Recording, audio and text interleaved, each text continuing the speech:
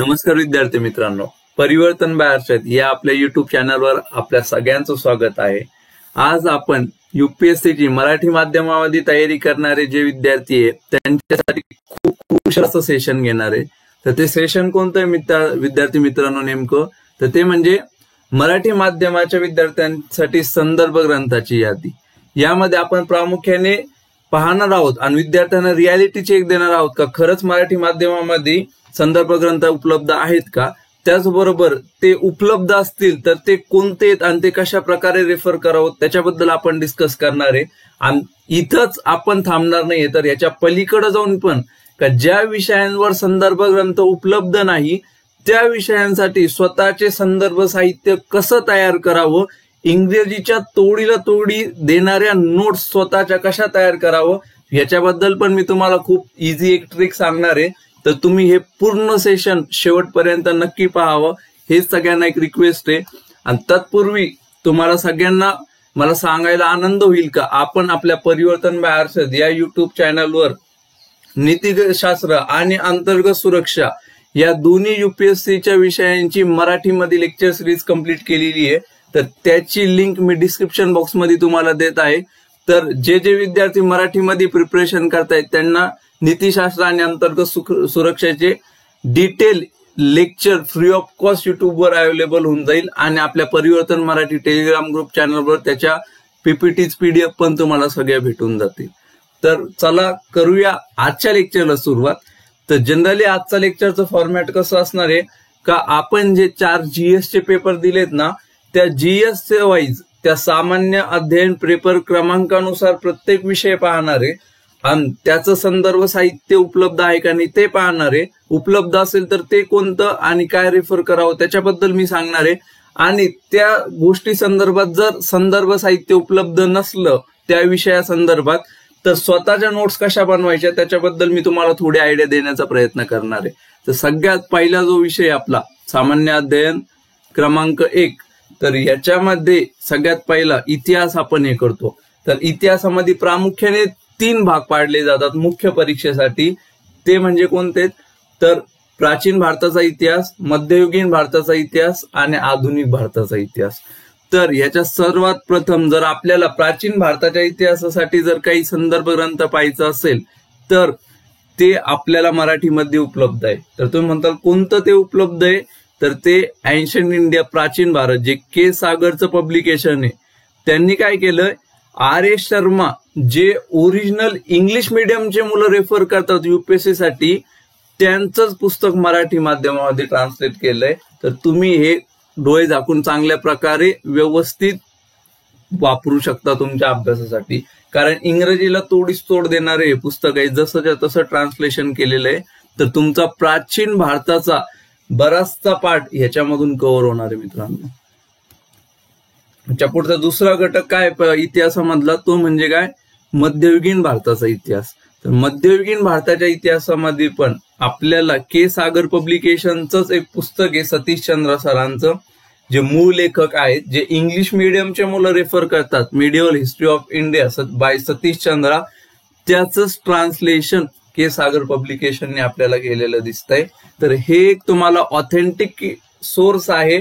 मध्ययुगीन भारताचा इतिहास जर कव्हर करायचा असेल तर तुम्ही बऱ्यापैकी या रेफरन्स बुक मधून ते क्वेश्चन कव्हर करू शकता। प्रिलिम्स आणि मेन्स दोन्हीमध्ये, पूर्व परीक्षा आणि मुख्य परीक्षेमध्ये हे पुस्तक तुम्हाला उपयोगात येऊ शकतं। त्याचबरोबर इतिहासातला सगळ्यात इम्पॉर्टंट जर कोणता घटक असेल मुख्य परीक्षेच्या दृष्टीने देखील आणि पूर्व परीक्षेच्या दृष्टीने देखील का ज्याच्यात आरामात 40 ते 50 मार्काचे 3 ते 4 क्वेश्चन विचारले जातात, 2 10 मार्कर 2 15 मार्कर असे विचारले जातात, तो म्हणजे कोणता आपला आधुनिक भारताचा इतिहास हा घटक आहे मित्रांनो। तर इथं तुम्ही प्रामुख्याने 2 रेफरन्स बुकचा आपल्या समोर ऑप्शन आहे। एक तर म्हणजे राजीव आहिर सरांचं जे स्पेक्ट्रम आहे मॉडर्न इंडियाचं ते एक ऑप्शन आहे आणि दुसरं बिपिन चंद्र सरांचं। तर के सागर पब्लिकेशननी काय केलंय, दोन्ही बुकचं मराठीमध्ये ट्रान्सलेशन आणलेलं आहे।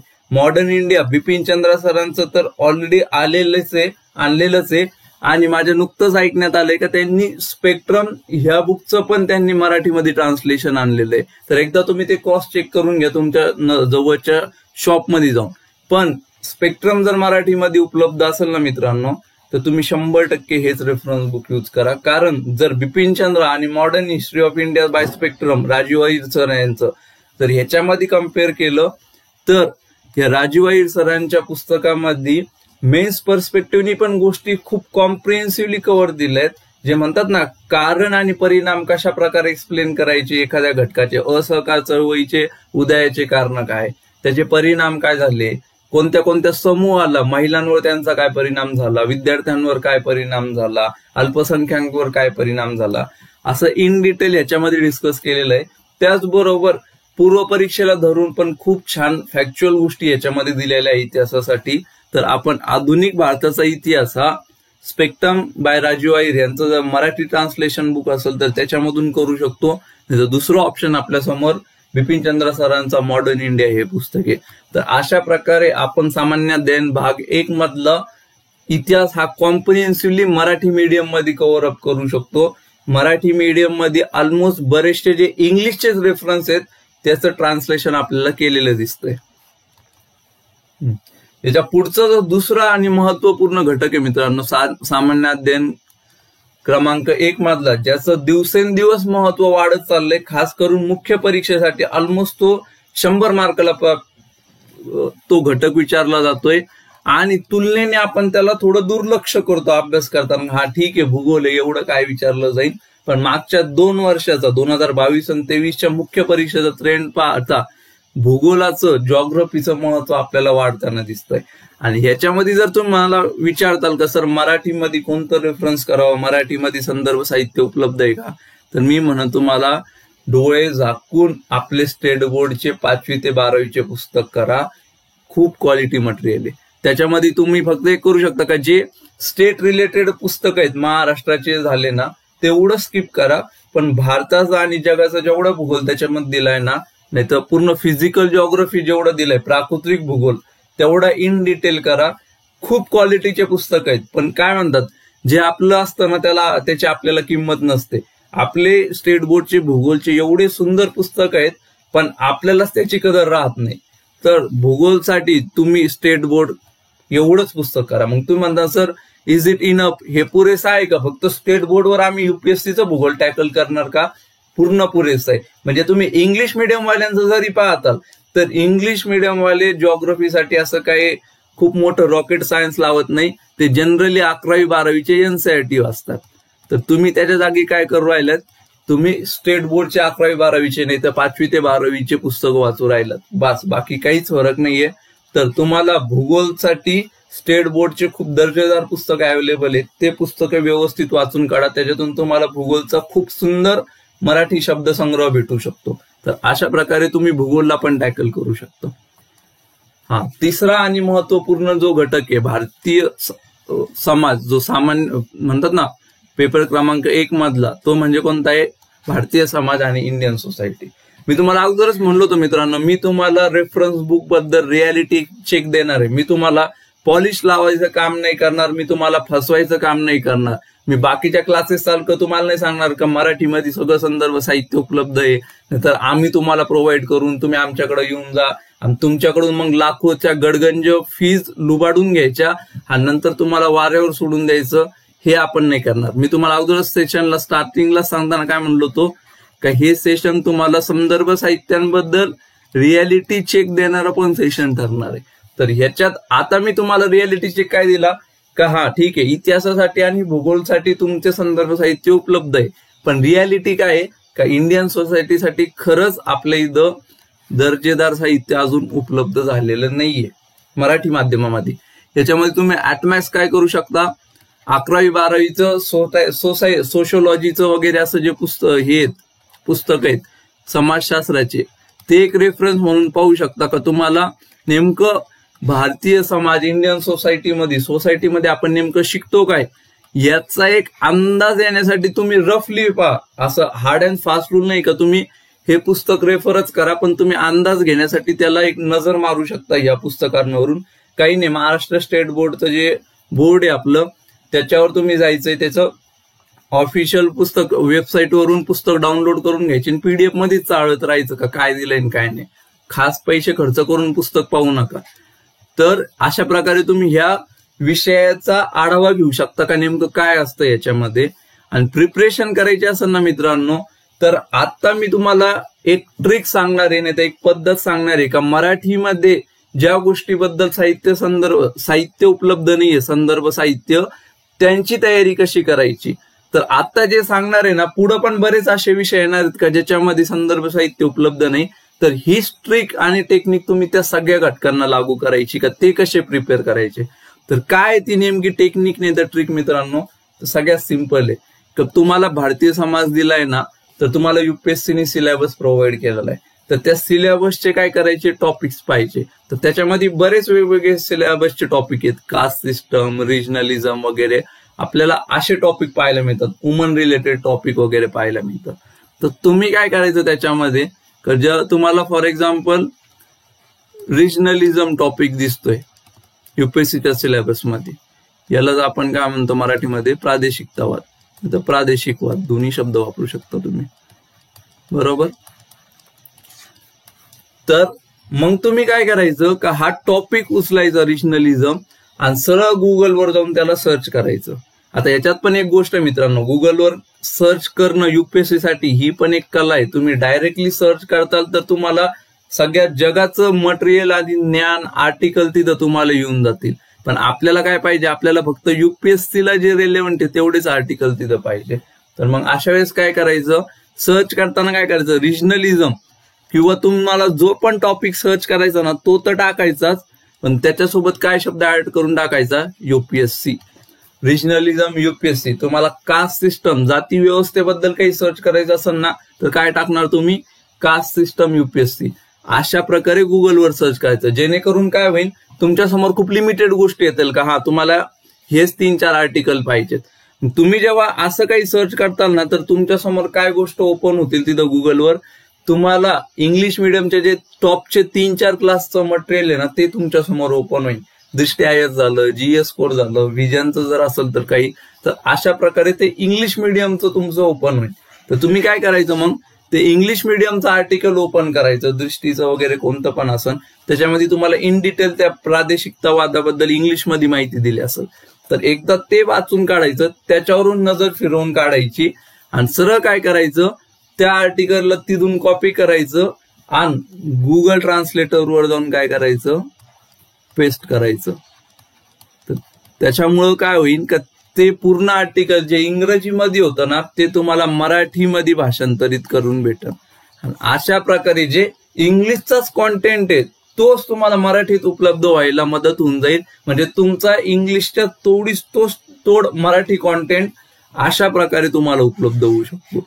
हा फक्त याच्यामध्ये एक कधी कधी प्रॉब्लेम काय होतो का, शब्द जेव्हा भाषांतर होऊन येतात तेव्हा ते थोडे मागे पुढे झालेले असतात, काही शब्दांचं थोडं चुकीचं भाषांतर दिलेलं असतं, तर तेवढं आपल्याला थोडंसं ऍडजस्ट करावं लागणार आहे मित्रांनो इथं.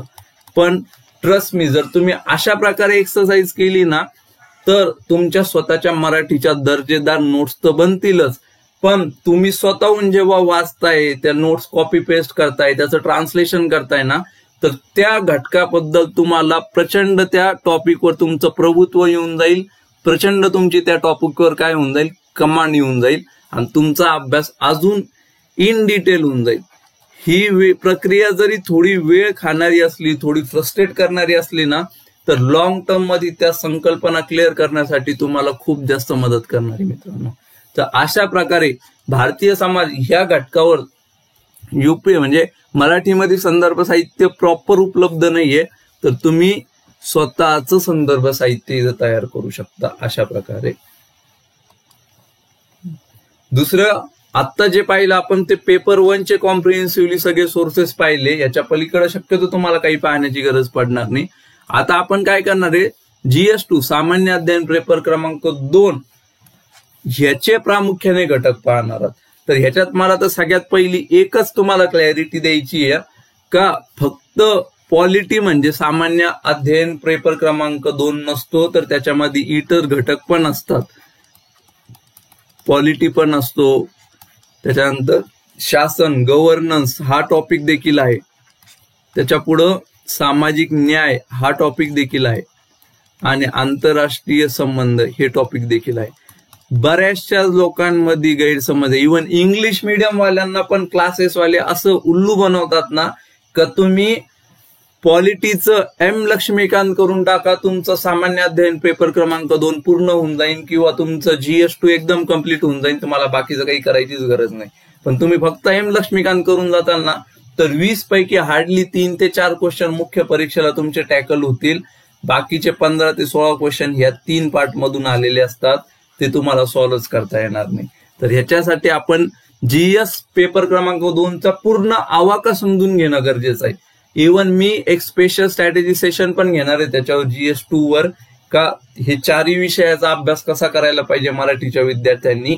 तुम्हाला जर त्याची खरंच गरज असेल तर तुम्ही ते कमेंट बॉक्समध्ये पण मेन्शन करा, आपण ते लवकरात लवकर घेण्याचा प्रयत्न करू. तर सगळ्यात पहिला घटक काय आहे GS2 मध्ये? पॉलिटी. मग तुम्ही म्हणता सर ह्याच्यासाठी संदर्भ साहित्य उपलब्ध आहे का? तर हो, नक्कीच आहे. जे इंग्लिश मीडियमचे सगळे विद्यार्थी जे पुस्तक रेफर करतात एम लक्ष्मीकांत, तेच के सागरनी परत आपल्याला ट्रान्सलेटेड फॉर्मॅटमध्ये करून दिलेलं आहे.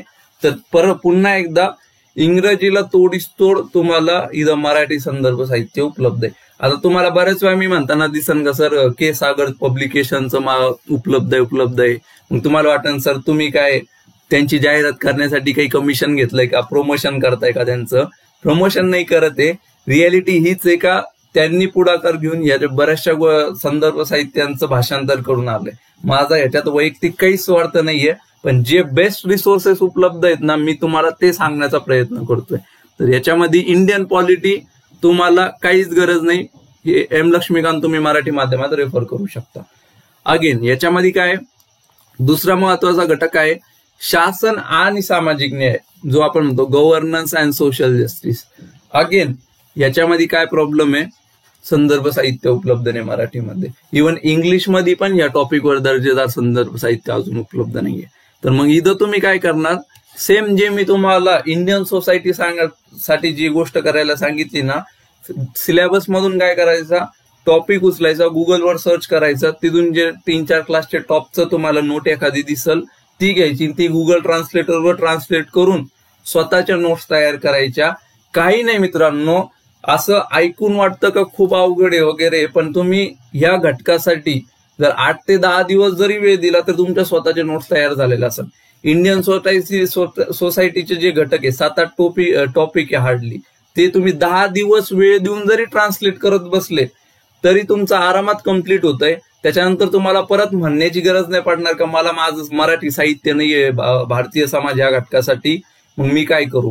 तुमचं स्वतःचं थोडे एफर्ट घेऊन स्वतःचं मराठी संदर्भ साहित्य तयार झालेलं असेल. सेम तसंच तुम्ही 10-1 दिवस जर शासन व सामाजिक न्याय या घटकाला दिलं तर तुमच्या स्वतःच्या नोट्स रेडी झालेल्या असतील याच्यामध्ये. तर तुम्ही अशा प्रकारे हे करू शकता. पुढचा घटक कोणता आहे पेपर क्रमांक 2 मधला? तो म्हणजे काय? इंटरनॅशनल रिलेशन, आंतरराष्ट्रीय संबंध.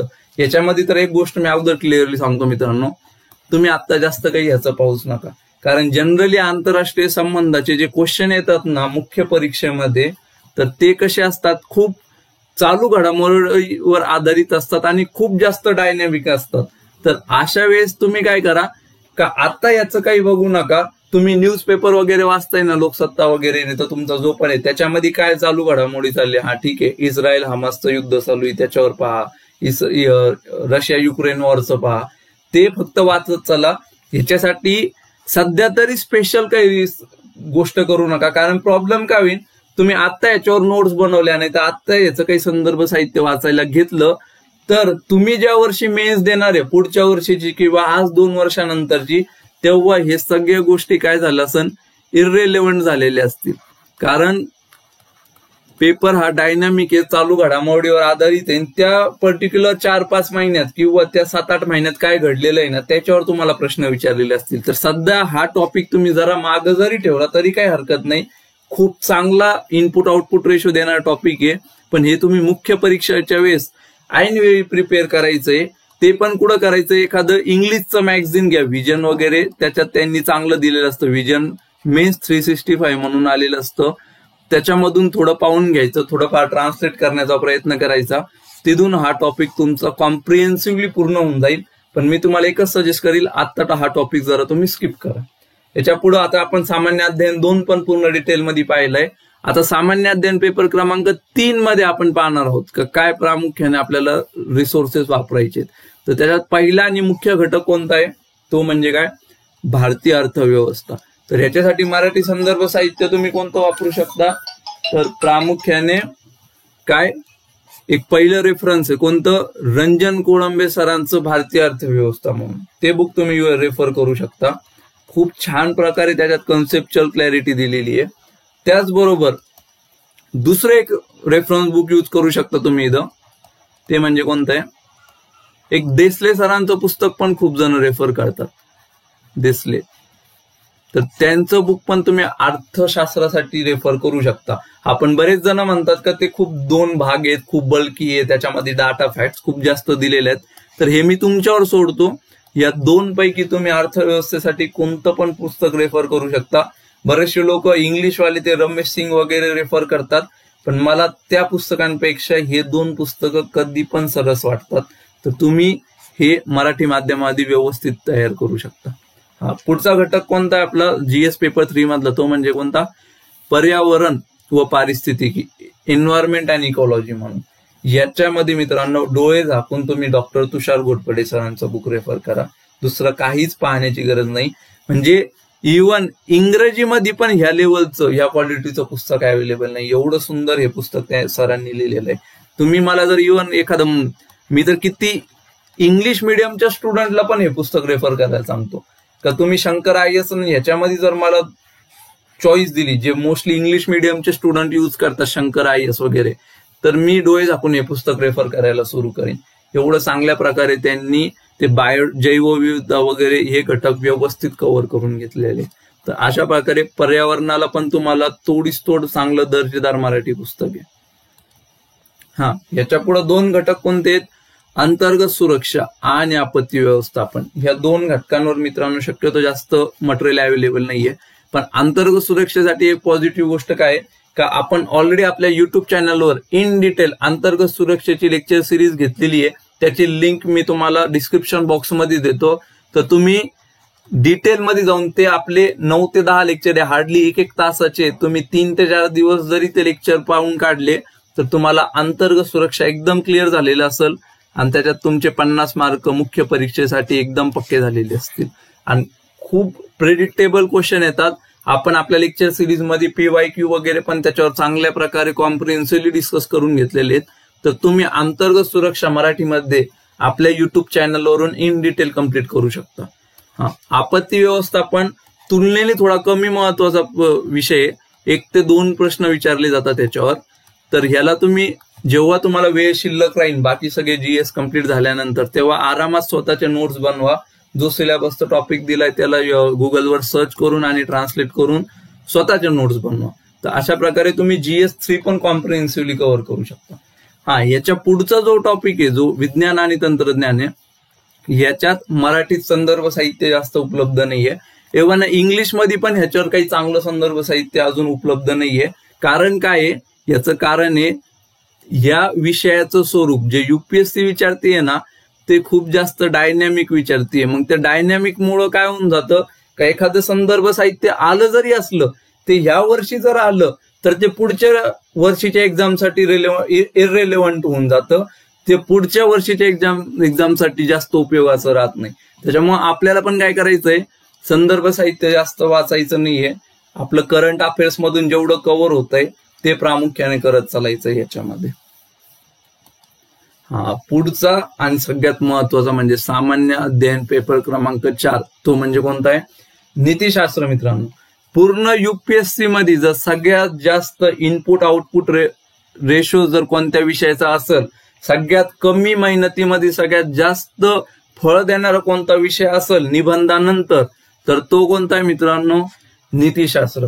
एकदम असा छटाकभर विषय. तुम्ही सुरुवात करायला घेतलं, एखादं रेफरन्स बुक जरी वाचायला घेतलं किंवा एखादं लेक्चर सिरीज जरी करायला घेतलं, तर हार्डली 20 ते 25 दिवसात तुमचा तो टॉपिक संपू शकतो नीतिशास्त्राचा. आणि अख्खा 250 मार्काचा एक GS तुमचा पूर्ण कम्प्लीट होऊन जाईल मित्रांनो. आणि ते कम्प्लीट केल्यावर एक वेगळाच कॉन्फिडन्स येऊन जातो का माझं अख्खं एक GS पूर्ण झालेलं आहे. तर याच्यामध्ये तुम्ही मराठी माध्यमात तुम्हाला एक दर्जेदार एक संदर्भ साहित्य कोणतं आहे, तर ते सुब्रमण्यम केळकर सरांचं नीतिशास्त्राचं पुस्तक आहे, चाणक्य मंडळचं. सरांनी चांगल्या प्रकारे कव्हर करण्याचा प्रयत्न केलाय नीतिशास्त्राला. त्याच्यामध्ये पण बरेचसे लूप होल्स आहेत. जे भाग 1 आहे त्याच्या मधले बरेचसे घटक सरांच्या पुस्तकामध्ये दिलेले नाहीये, पण जे मार्केटमध्ये उपलब्ध आहे त्याच्यामध्ये सगळ्यात बेस्ट हेच पुस्तक आहे. पण ह्याच बरोबर केस स्टडी जे आहे, घटना अभ्यास हा जो घटक आहे नीतिशास्त्राचा, तो सुब्रमण्यम केळकर सरांनी एवढा जबरदस्त दिलेला आहे त्यांच्या बुकमध्ये का इंग्लिश मीडियमच्या स्टुडंट्सला पण एवढं भारी विश्लेषण करून दिलेलं इथिक्ससाठी घटना अभ्यासावरचं किंवा केस स्टडीवरचं एखादं पुस्तक भेटणार नाही. तर तुम्ही हे पुस्तक नीतिशास्त्रासाठी चांगल्या प्रकारे यूज करू शकता. याचबरोबर मला अत्यंत आनंदाने आणि अभिमानाने सांगू वाटतंय का आपण आपल्या युट्यूब चॅनलवर ऑलरेडी नीतिशास्त्राची इन डिटेल लेक्चर सिरीज घेतलेली आहे. 20-22 लेक्चर आहे, हार्डली एक सव्वा तासाचे लेक्चर आहे. त्याच्यामध्ये तुमचा भाग ए ची थेरी तर पूर्ण आपण इन डिटेल मराठीमध्ये डिस्कस करून घेतलीच आहे, पण त्याचबरोबर आपण काय केलंय का केस स्टडीचे पण सेपरेट 5 लेक्चर घेतलेले आहेत, जेणेकरून माझा एकच उद्देश होता ते नीतिशास्त्राची लेक्चर सिरीज घेण्याची का मला नीतिशास्त्रामध्ये महाराष्ट्राचा मराठी मीडियमचा टॉपर आणायचा आहे. आणि त्याच दृष्टीने मी ती एवढे इन डिटेल लेक्चर सिरीज घेतली आहे का ती लेक्चर सिरीज केल्यानंतर तुम्हाला दुसरं काही पाहण्याची गरज राहायला नाही पाहिजे. तर तुम्ही एक गोष्ट करू शकता का हे जर संदर्भ साहित्य वाचायला घेतायत ना तर त्याच्यासोबत तुम्ही लेक्चर करा. ज्या घटकावर लेक्चर केलंय तो घटक तुमच्या रेफरन्स बुक मधून वाचून काढा. त्याच्यानंतर थोडीफार आन्सर रायटिंग करा. तुम्हाला नीतिशास्त्राला ह्याच्या पलीकडे काहीच करण्याची गरज नाही, याची पूर्ण गॅरंटी देतो मी. आणि 250 मार्काचा एक विषय तुमचा पूर्ण रेडी झालेला असेल मित्रांनो. तर अशा प्रकारे आपण इन डिटेल सगळी संदर्भ ग्रंथाची यादी पाहण्याचा प्रयत्न केलाय, कोणती संदर्भ ग्रंथाची यादी वगैरे आणि कशा प्रकारे त्याचं हे करायला पाहिजे. आता जाता जाता अजून एक महत्वाचा संदर्भ ग्रंथ तुम्हाला सांगणार आहे मी, ज्याची सुरुवात तुमच्या युपीएससीची सुरुवात त्याच्यापासून झाली पाहिजे, ते म्हणजे मित्रांनो एनसीईआरटी. मग आता तुम्ही सगळे मला येऊन म्हणतात का सर एनसीईआरटी तर इंग्लिशमध्ये उपलब्ध आहे, आम्ही तर मराठीमध्ये एक्झाम देतोय, मग कसं आम्हाला वाचून काय फायदा, नाही तर आम्ही का वाचावं. प्लस बरेचसे लोक म्हणतात का आम्हाला इंग्रजीमध्ये वाचण्याची भीती आहे, इंग्रजीमध्ये गोष्टी कळत नाहीये, म्हणून तर आम्ही मराठी माध्यम निवडलो होतं, मग तुम्ही परत आम्हाला इंग्रजीच एनसीईआरटी वाचायला सांगताय. तर ह्याचे 2-3 प्रमुख कारण आहेत मित्रांनो एनसीईआरटी का वाचायची. एक तर पहिली गोष्ट, ज्यांना इंग्रजीची भीती असताना त्यांनी एक गोष्ट लक्षात ठेवा, खूप इझी लँग्वेज मध्ये एकदम स्कूल बुक असतं ना 5वी-6वीचं पुस्तक, त्या लँग्वेज मध्ये एनसीईआरटी मध्ये आपल्याला गोष्टी दिलेल्या आहेत. तर तुम्हाला भाषेचा अडथळा तिथं जास्त येणार नाही. थोडाफार आला तर तुम्ही ते गुगल ट्रान्सलेटरवर तुमचं भाषांतर करून पहा, तर तुम्हाला भाषेमुळे तर तुम्हाला त्रास होणार नाही जास्त वाचायला. आणि दुसरं सगळ्यात महत्वाचं म्हणजे काय मित्रांनो, तुम्हाला इंग्लिश शब्दांचा परिचय होणं खूप गरजेचं आहे, खूप जास्त गरजेचं आहे. याचं कारण काय मित्रांनो, आपण जेव्हा म्हणतो ना का मी मराठी माध्यमामध्ये युपीएससी देतोय, तर ह्याचा अर्थ केवळ आणि केवळ एवढाच होतो का तुमचं मुख्य परीक्षेला लिहिण्याचं उत्तर लिहिण्याचं जे माध्यम असणार आहे ना ते मराठी असणार आहे. बाकी तुमची पूर्व परीक्षा ही फक्त इंग्लिश आणि हिंदीमध्येच होणार आहे. आणि युपीएससीची तर हिंदी अशी असते ना, एक वेळची तुम्हाला इंग्लिश परवडली मित्रांनो, तर तुमची पूर्व परीक्षा इंग्लिश आणि हिंदीमध्येच असणार आहे. तुमच्या मुख्य परीक्षेचा जी प्रश्नपत्रिका आहे ती पण इंग्रजी आणि हिंदीमध्येच असणार आहे. मग अशा वेळेस काय होऊन जातं का जे विद्यार्थी फक्त मराठीमध्ये अभ्यास करतात ना त्यांना इंग्रजीच्या शब्दांचा परिचय नसतो, आणि अभ्यास किती जरी चांगला झाला असला तर पेपरमध्ये गेल्यावर त्यांना काय होतं का प्रश्नांचे अर्थच कळत नाही, कारण ते इंग्लिश शब्द डोळ्याखालून कधी गेलेलेच नसतात. असहकार चळवळ तुम्ही सगळं वाचून गेलेत, पण पेपरमध्ये पूर्व परीक्षेमध्ये मुख्य परीक्षेमध्ये जर तुम्हाला नॉन कॉपरेशन मुवमेंट हा जर शब्द दिसत असेल तर तुम्ही तर पूर्ण भांबावून जाता का नेमकं एक्झामिनरने काय विचारलंय. तर अशा वेळेस मग आपल्याला ते एक बेसिक मिनिमम इंग्लिश शब्दांचा परिचय असणं खूप गरजेचं आहे, आणि याच्यासाठी आपल्याला एनसीईआरटी खूप जास्त महत्वपूर्ण ठरते. तर मग जनरली जे म्हणतो ना, हिस्ट्रीची 6वी ते 12वीची एनसीईआरटी वाचा, जॉग्रफीची तुम्ही 6वी ते 12वी एनसीईआरटी वाचू शकता, बाकीचे जे 11वी-12वीची पॉलिटीची एनसीईआरटी ते पहा. त्या एनसीईआरटीवर मी जेव्हा प्रिलिमचा मोसम सुरू होणार आहे जानेवारीमध्ये, तेव्हा एक सेपरेट डिटेल सेशन घेणार आहे का कोणत्या एनसाठी वाचायच्या का नाही, वाचाव्या कोणत्या नाही, त्या तुम्ही तिथून हे करा. आणि एक बेसिक मिनिमम एनसाठी वाचून घ्या. त्याच्यामुळे तुम्हाला युपीएससी क्लिअर होण्याचे तुमचे चान्सेस खूप जास्त वाढून जातील आणि नक्कीच मराठीचा रिझल्ट पण युपीएससी मध्ये वाढला असेल आय थिंक. आणि अशा अपेक्षा करतो का तुम्हाला ह्या छोट्याशा लेक्चरमध्ये बऱ्यापैकी संदर्भ ग्रंथांची आयडिया येऊन गेली असेल. तसं ज्या विषयात संदर्भ ग्रंथ उपलब्ध नाही त्याच्यावर आपलं स्वतःचं क्वालिटी मटेरियल कसं निर्माण करायचं त्याच्याबद्दल पण क्लॅरिटी येऊन गेली असेल. तुम्हाला अजून काही डाऊट असतील तर कमेंट बॉक्समध्ये विचारा किंवा माझा फोन नंबर आपल्या सर्वांना उपलब्धच आहे. आपल्या डिस्क्रिप्शन बॉक्समध्ये पण मी माझा फोन नंबर देतोय. ज्यांना मराठी माध्यमामध्ये तयारी करताना अडचण येत आहे त्यांनी नक्की माझ्याशी कॉन्टॅक्ट साधा आणि अशाच प्रकारे कॉन्फिडेंटली चांगल्या प्रकारे अभ्यास करत राहा. आणि जाता जाता तुम्हाला नेहमीच आपला आपुलकीचा तोच संवाद का कॉन्फिडंट राहा. त्याच्यापेक्षाही महत्वाचं अभ्यास करत राहा आणि त्याच्यापेक्षाही सर्वात महत्वाचं म्हणजे आपले दर्जेदार सेशन पाहिल्यानंतर मस्त आनंदित राहा. आणि आतापर्यंत तुम्ही जसं आपल्या सेशन्सला सपोर्ट केलाय तसंच सपोर्ट करत राहा आणि आपल्या व्हिडिओजला जास्तीत जास्त व्हायरल होऊ द्या. मराठीमध्ये युपीएससीची तयारी करणाऱ्या लोकांच्या कानाकोपऱ्या, महाराष्ट्राच्या कानाकोपऱ्यापर्यंत पोहोचू द्या. आणि नक्कीच मराठीमध्ये आपल्याला मराठीचा टक्का सुधारवण्यात युपीएससी मध्ये पूर्ण प्रयत्न करा आणि सपोर्ट करा. तर धन्यवाद मित्रांनो, भेटूया आपण अशा दर्जेदार पुढच्या लेक्चरमध्ये. त्याचबरोबर अजून एक तुम्हाला गोष्ट सांगायची आहे का रेफरन्स बुकची तर यादी मी तुम्हाला सांगून टाकली, पण मराठीमध्ये तयारी करताना काय काय अडचणी येतात ना त्या अडचणींवर एक सेपरेट सेशन घेतलेलं आहे का. नोट्स कशा बनवाव्या, सिलेबसचा कसा अभ्यास करावा, पीवायक्यू कसे पाहावे, उत्तरलेखन कसं करावं, संदर्भ साहित्य कसं करावं, चालू घडामोडी मराठी माध्यमात कसं करावं, याच्यावर एक इन डिटेल सेशन घेतलेलं आहे. ते सेशन पण तुम्ही आपल्या युट्यूब चॅनलवर जाऊन पहा.